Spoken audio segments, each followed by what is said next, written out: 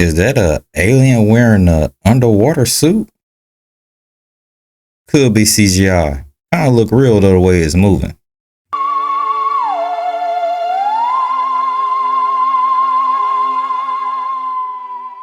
Researchers just discovered a sea creature that is utterly massive. We're talking about the size of 2 basketball courts. Yeah, and it's not a whale. Are you guys ready for this? It's a gigantic single piece of coral. A team of Nat Geo researchers and filmmakers found what they believe to be the world's largest individual coral colony while exploring the Solomon Islands. This coral is 34 meters wide and 32 meters long. It is so massive that you can see it from space. Given the size and the rate at which corals grow, the researchers estimate that this coral is likely 300 years old. So it was alive during the signing of the Declaration of Independence and is made up of an estimated 1 billion polyps. This is such feel-good science news because the typical story that we hear is that the coral reefs are vanishing, which they are, but this discovery just blows that news out of the water for at least a little bit. Okay, TikTok. You guys don't know what's going on. Researchers discovered 2 massive crystal pyramids on the bottom of the ocean floor in the Bermuda Triangle. If you guys don't know what the Bermuda Triangle is, you can look it up right now. It's in the Atlantic Ocean. Legend says any plane or anything that goes to the Bermuda Triangle or over it supposedly ends up in a different dimension. I don't know, that's just a legend. If this article is true, and this is an actual picture of the crystal pyramids found in the ocean, then this is actually bigger than Egypt. I doubt if that's like actual pictures, but if it is true, that explains why these planes coming up missing when flying over there. Imagine if they got some kind of energy field or something that's radiating to the cosmos or whatever you have it. Just a thought. Gotta get researchers down there and figure out what's going on. I mean, I think this has connection to do with the crystal skulls that they're always finding. I mean, they're crystal pyramids, crystal skulls. Put 2 and 2 together here. I told you guys. They only searched like 10% of the ocean. There is way more they haven't discovered. Comment down below what your guys' opinion is on this.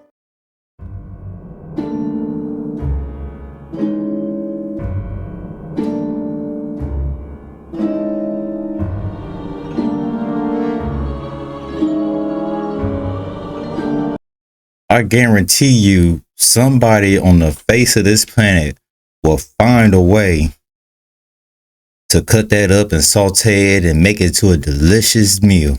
I bet you money.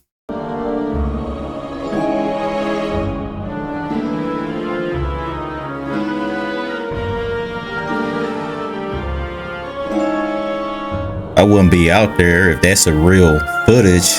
Definitely not. This is quite possibly the most beautiful thing I've ever seen. Might have shook me up a little bit too, not gonna lie. So in this video, a whale is giving birth, and when that happens, it usually attracts a lot of not fun fish. Now, typically, whales, when they're giving birth, the males follow the female to kind of watch her back and protect her. Sometimes the lead male will even blow bubbles in a line, forming a curtain, like a privacy curtain, so that she can do her thing uninterrupted. Sometimes this process requires dolphins. Yeah, dolphins and whales they play with each other, they communicate, and whales even do this weird thing with dolphins where they'll like lift them up on their noses. It's not hurting them, they just like doing it, they're playing around. So back to our video here. Dolphins get wind of some trouble that's about to go down with the whale squad. They roll up hundreds deep and form a circle around the whale giving birth so that the sharks can't attack the mom or the baby in the most vulnerable time for pretty much each of their lives. I don't think I've ever heard or seen this scale of interspecies cooperation before. And coming from a species that can't really stop killing itself, this is kind of a nice reminder that there is a lot of good out in nature. We are missing a lot of that. Weird how you get so many people together when you're motivated by love. There were a lot of survivors of Atlantis that went underground back in those days. And the ETs have done a lot of work down there, and they actually have what you would call a sun down there. It's a mini sun. It's a source of light. And there are lakes, they can farm. It's just like living on the surface, really. And there's even a lot of extinct dinosaurs and all kinds of animals down there. But I've written about that in one of my Convoluted Universe books, talks about the cities underground and how they are more modern than we are. They have more sophisticated computers than we have even begun to tap into. And a lot of it's because they haven't had the wars and everything to distract them. They've been able to focus on technology. But one thing they said, they have, I don't know what you want to call it, the train, or it's like a transportation device that they can go anywhere they want throughout the underground city, and they can travel as much as 3,000 miles an hour. And I've been told that the entrances to these cities are underneath the pyramids, that they had the entrances first, and then the pyramids were put on top of them. You would just imagine if it was some kind of underground civilization, like how would you feel that this could be somebody business under your feet right now, or somebody's home that you don't even know, some other creatures that we haven't even seen? Like, that's kind of scary. I don't know about y'all. Y'all leave y'all thoughts. There's the pyramids all over the world, the ones in Mexico as well as in Egypt. So I've written a lot about the underground cities, but those are positive people down there, and they have no desire to come to the surface at all. They are quite happy living under there.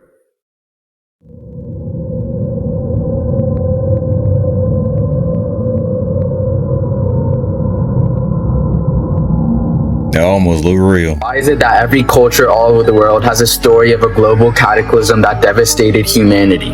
Think about it. What we label as myths may actually just be remembrances of past events that have faded in our memory over time. For example, the Great Flood that many scientists labeled as a myth is actually turning into reality. So if this myth of a global cataclysm that occurred 12,000 years ago is actually now true, who's to say that others aren't? For example, let's take Plato's story of Atlantis, which was an advanced ancient civilization that sunk beneath the waves in a huge global cataclysm that occurred 11,600 years ago, which is at the exact same time as the huge global cataclysm known as Meltwater Pulse 1b that we now know is a fact. So if Plato made up this whole myth of Atlantis, then how could it be so precise with the exact geological studies of today? Now, most people say that an advanced ancient civilization like Atlantis can't be real, and that Plato was the only person to ever mention it. Although Herodotus, the man who is known as the father of history, actually spoke of Atlantis before Plato. In the Histories book, Oh no, I really believe that it was advanced civilizations back then, because how could it not be if we've been around for this long? It's just some kind of event comes and wipe things out and start all over. As far as we're concerned, it can be 10, 20, even hundreds of other civilizations that was way advanced than we are. he says this, mentioning Atlas and Atlanteans, and refers to the sea beyond the Pillars of Hercules as the Sea of Atlantis. Secondly, Plato did not get the story from Herodotus. He got it from his ancestor Solon that passed it down to Plato's grandfather. Solon got the story from an Egyptian high priest during his 10-year trip to Egypt. We have multiple sources from multiple historical figures telling us that Atlantis was real, yet we still label it as a myth. And we now have geological evidence for a global cataclysm that destroyed everything around 11,600 years ago, the exact same time that Plato said Atlantis sank. Oh, and you know what else occurred out of nowhere around 11,600 years ago? The emergence of the oldest known human civilization known as Göbekli Tepe. So, Atlantis sinks, and out of nowhere, a strangely advanced civilization emerges, in a place where there had previously been only hunters and gatherers. Clearly, y'all keep talking about it's aliens in the water, it's aliens in the water. It's not aliens in the water. The water is how you get to space. Water is a portal. You can't go up to get out of space. You gotta go down. And then she talking with, like she just really know. The aliens are not in the water. Space is the water. That's why the water is infinite. That's why we don't know how deep the water is. The water is space. The water is space. The aliens are coming through the water from space. All right, we look, hey, she doing too much now. Water is space. The water is water just turned to space. It's space. That's where space at. I don't know what's so hard. Like, this is not a hard concept Yeah, she said it one more time. to understand. That's why every time y'all see a rocket, that motherfucker blow up. You can't escape the from the top. You gotta go through the bottom. But if all these warnings about UFOs coming from the water is not really UFOs, but it's really the Leviathan. Remember him? Remember they were showing this big ass blob that was coming from Antarctica that just disappeared, reappeared, disappeared. This event took place months ago. What happened to it? By the way, do you see all the storms that's taking place in the Philippines right now? 4 typhoons in 10 days and more is coming. What if these are not UFOs they're warning us about? But what if, maybe just what if, it's about the Great Kraken? The Great Kraken is a great ancient story that our ancestors will always tell about a sea monster that comes out of the ocean and floods the world. By the way, I am not making this up. You can go research Kraken and it will tell you about what's going to take place. I mean, what did take place. But the real question is, how do we know these are real UFOs and just not some kind of technology from the people that control this world? What if it really is Leviathan? So many people spoke about this sea monster and their channels got deleted. You walked into a public bathroom and you saw that all of these stalls were open. How would you make the decision as to what stall to use? You might Me, I'd probably go with the furthest stall from the door because they're usually the cleanest. That's just me. be thinking, Felicia, I don't know, I'll just choose a random one. But that's where I've got to stop you. Because I, like some other engineers, like some scientists, like some mathematicians, believe that randomness might not even exist. You see, whether randomness is real is actually something that is highly debated in the intellectual community. For example, the majority of people believe that randomness absolutely does exist in nature. For example, identical radioactive atoms decay at different times, even though they have the same properties. A real-world example of this is at Cloudflare, which is a cybersecurity firm. You may have heard about their lava lamp wall. They have a giant wall of lava lamps in their office that they use to encrypt data. The encryption keys are determined by the placement of the lava inside of the lamps. And this actually works because it's impossible for a hacker to predict how the lava is going to move and when it's going to break apart. But then there are others who believe that randomness is in fact impossible. There's this theory called Ramsey theory, which basically says that sometimes you just can't tell the forest from the trees. Just because we can't predict the motion of the lava, that doesn't mean that it's random. It just means that perhaps it's beyond our comprehension. An example of this is with the famous coin toss, which we now know is not random. Yeah, in 2008, someone finally scientifically proved that coins actually flip in a predictable way. Which brings me back to your decision here, because you see, either one of two things are actually true. Either you did make a completely random choice and your thoughts are as unpredictable as lava, or there actually is logic and reasoning behind the choice that you made, and you're just completely unaware of what it is. So you know how Congress just admitted that UAPs and UFOs are real, right? And they live right underneath us in the ocean, which proves all along. I like him, man. He be so into what he talking about, man. He throw all these examples up there. Pretty entertainment, man. Pretty entertaining. Well, we've been saying that the ocean is space, right? Now look at the skies of Wisconsin, y'all. Check this out. You're gonna watch it to the end because it gets crazy. It's a whole bunch of them out there. They're coming for us. That's crazy, y'all. Coming out of the cloud. See, I told y'all, they're just literally manifesting out of the clouds, y'all. Where are they? Just like they told us in the movie Nope, like it's in the clouds. And look, they literally disappear, y'all. Look, they're gone now. Wait, what? They just disappeared. Oh, come on. Wait till the trees get out the way. Watch. Look, they're gone. What the fuck? Y'all see that? But look at that massive cloud. Look, it looked like a ship is there, y'all. Is it me, y'all, or do y'all see a huge ship in the sky, y'all? First of all, look at all the lightning or the plasma that's flashing around there in the sky. Y'all see that? But look at this. Look at that. I can tell you one thing, with all these videos coming online, it seemed like everybody should be seeing them by now if that was the case. Like, I'm waiting for a mass public sighting. That's when you'll really know. Look! I don't care what nobody says, that is a mothership and these things are coming out of there. So just so you know, we're going to start to see a lot more of these things now, y'all. Remember in the Super... Check out this coin. There's a sun face in the sky. The rays from the sun is reflecting off a shield or mirror that's on a wall. Like a magnifying glass, the sun rays is burning the land, family, Could this be used as an energy weapon, or is it symbolic for something else? On this coin, there's a hand holding an object that magnifies the sunlight. Look at the land that's on fire. Is the coin symbolically saying energy weapons was used in the past? Family, on all the coins, it shows a giant mirror or shield being used to cause fire on the land. This coin shows the sun being is blocked by a shield. Is this a giant shield, or does it represent a dome protecting a city?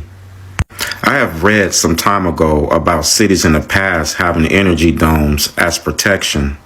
Check out this illustration. This was drawn in the 1500s. You can tell the time period because they're holding lanterns. They're saying there was an entity in the sky that had weapons bright and powerful like the sun. Do you think the sun and all those coins are symbolic for beings that are using these energy weapons? I want you to look close at the illustration of the being. Look at the shape of his head and the shape of the ears. Maybe this is coincidence. This being looks just like the illustration. Look at the shape of the ears. It is the same as the illustrations. What do you think Elon's trying to tell us here? Come to Terminus, the first mission city. Yeah, so he posted that yesterday. Welcome to Terminus, you don't say, huh? Terminus, the end of the line, whether it describes a train station, a goal, or an era. So welcome to an end of an era, and hello Novus Ordo Seclorum, the new order of the ages, or the new order of an era? I wonder if this Novus Ordo Seclorum will have anything to do with this. 1 second I see any evidence of aliens, I will immediately post that on the X platform. And it'll probably be our #1 post of all time. That'll be your biggest day. Yes. I'm sure the timing is just coincidental with the UFO hearing we just had last week. And as we continue to see article after article after article about this, and I guess there's nothing strange or odd at all how Trump was the one to create Space Force. And look at that, Trump plans to attend SpaceX launch on Tuesday. This all doesn't sound like Revelation chapter 13, where we have the false prophet, the second beast, who brings fire down from heaven in the sight of men, and he deceives those who dwell on the earth by those signs, which he was granted to do in the sight of the beast, performing signs and wonders, bringing fire down from heaven in the sight of the beast. Scientists at WashU and Texas A&M have created a novel electro-biodiesel that is more efficient and cleaner than any existing alternative. You can see a little bit of the image down here of how this is made.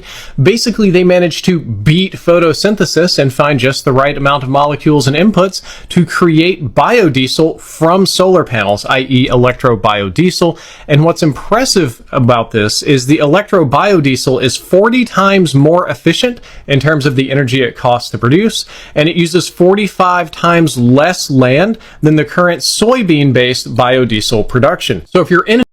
Hey, then what's stopping us? What's stopping us from switching? What's going on? What's the catch here? Really? An industry that needs or uses biodiesel, or really any kind of diesel for your electricity or energy needs, this is a huge breakthrough because we made something that is extremely efficient, which means instant high profitability. It pollutes very little, and it operates on mostly natural processes. I'm going to go down here to a different thing that's interesting. Mostly. Keyword. Using this method, their new electro-biodiesel was able to reach 4.5 solar to molecule efficiency for converting carbon dioxide to lipid. Whereas in nature, plants typically fall a little bit below 1%, where 1% of the sunlight energy is converted into plant biomass by converting that CO2 into lipids and other things that we need for the cell. So we're 4.5 times more efficient, or outputting more than just regular old nature, which is very, very important.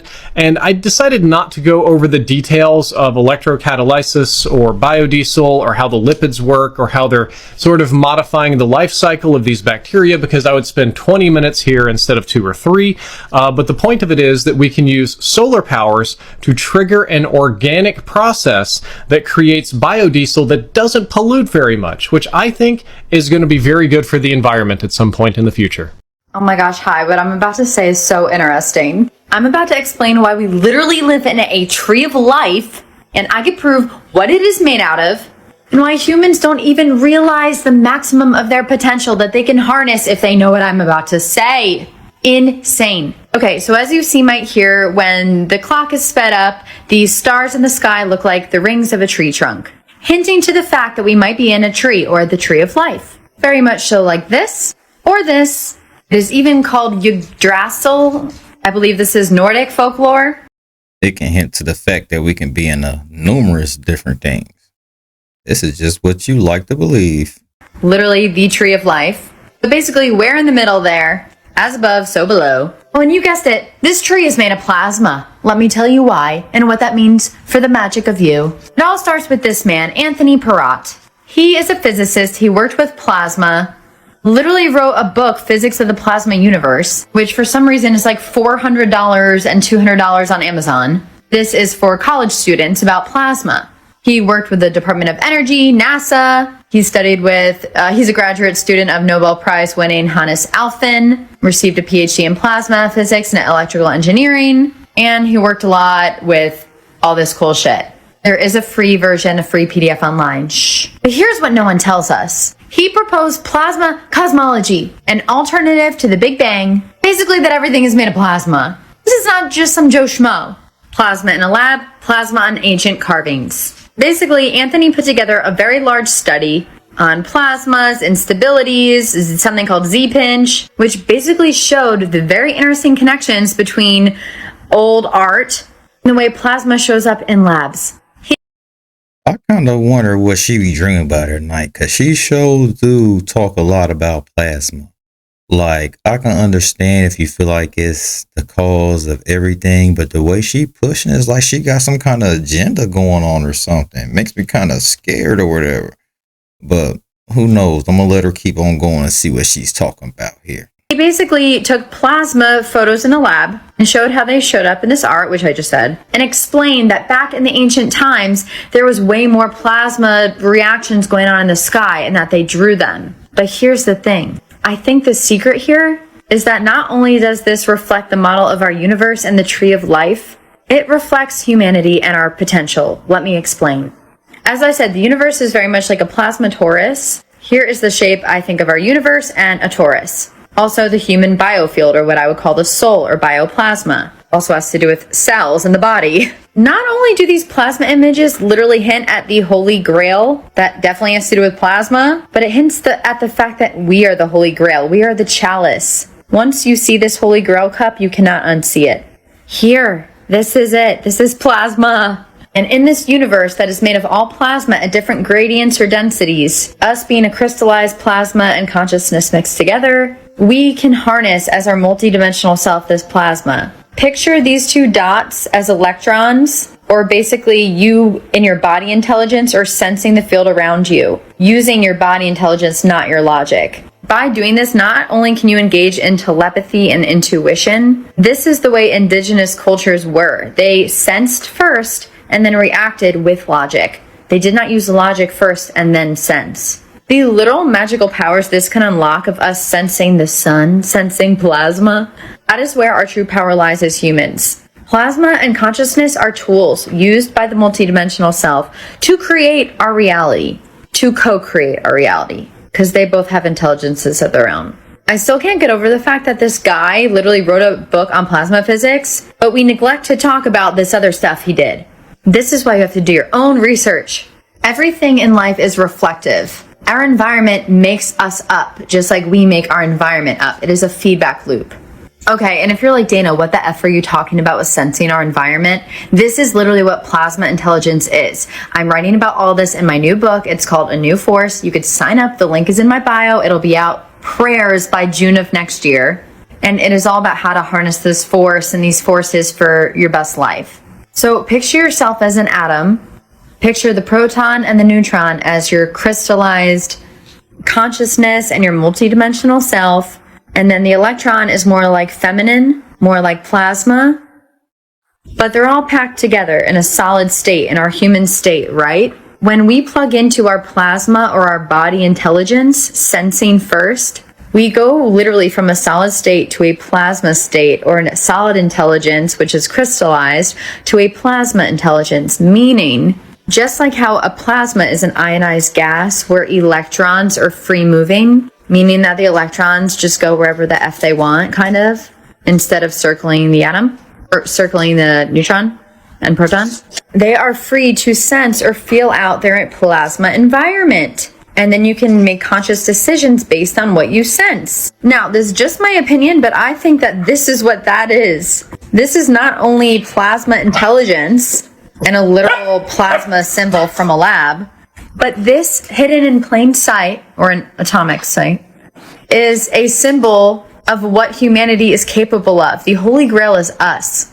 We are capable of astral projection. We are capable of telepathy. We are capable of training our consciousness to go wherever it wants and then come back to us in a proton state. Picture your consciousness as a photon and light traveling wherever it wants to in the dream state and astral projection, and then landing back within the proton and the neutron crystallized in your body. We can do both.